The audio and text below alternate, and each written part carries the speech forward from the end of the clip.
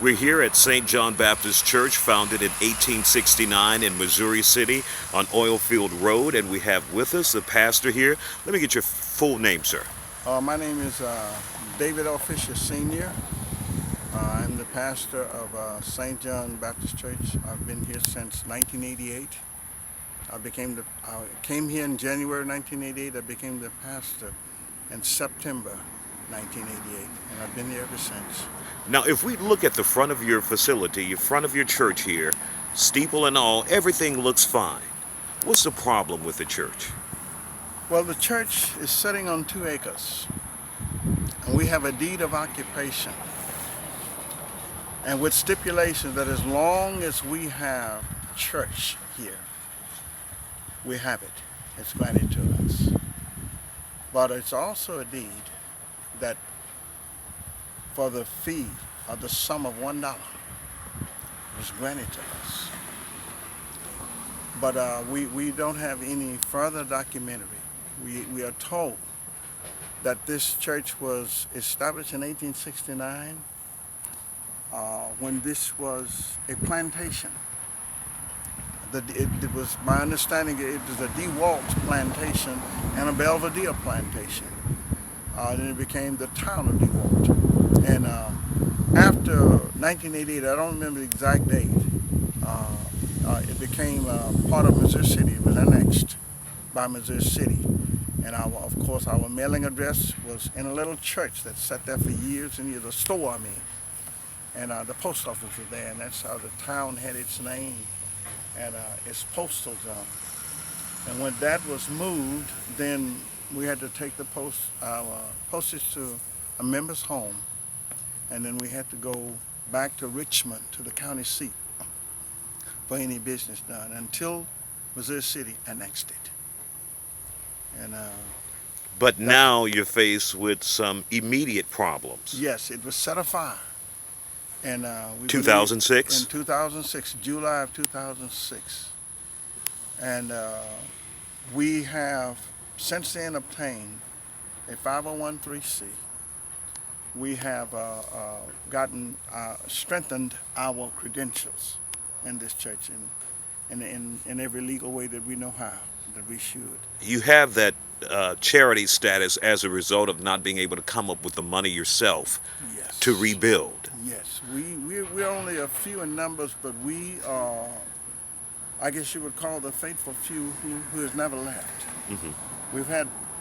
We've buried a lot of parents here, and a lot of the children have moved on to town, to larger churches, and we can understand it because this was more or less like a family church.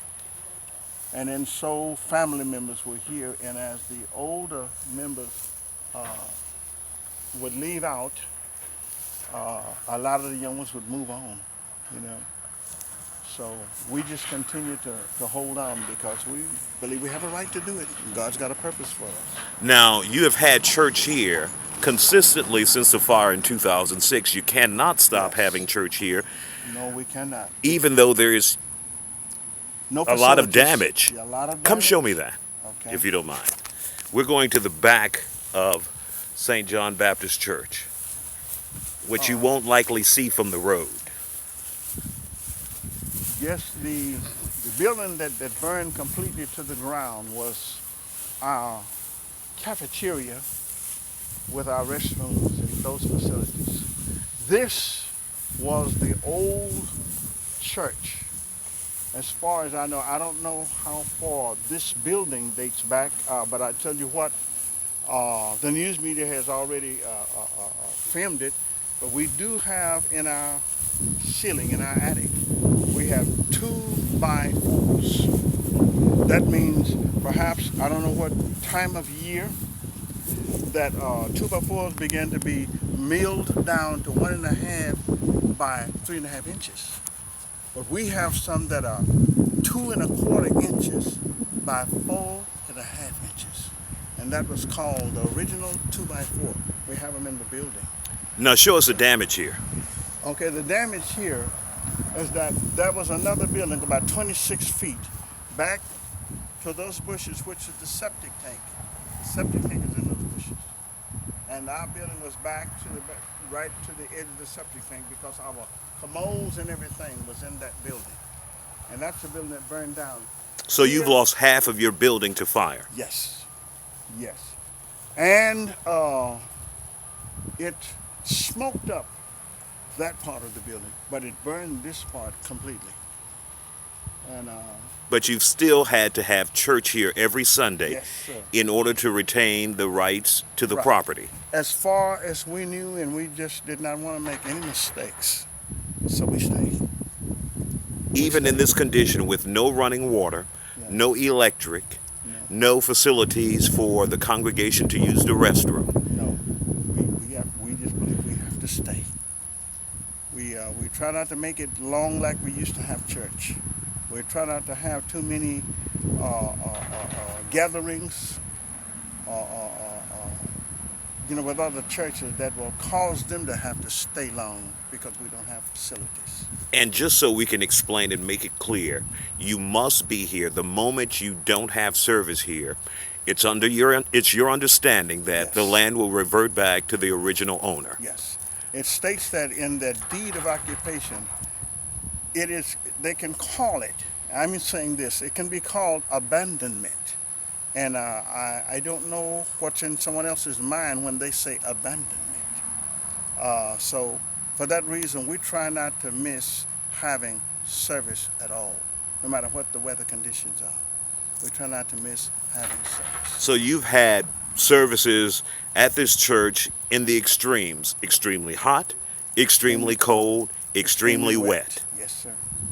Yes, sir. And we've been able to, if you saw the plastic up on the inside, we had to do a lot of work on the roof to keep the rain out. And we also put plastic up on the ceiling to keep our heat from escaping through the attic in the wintertime.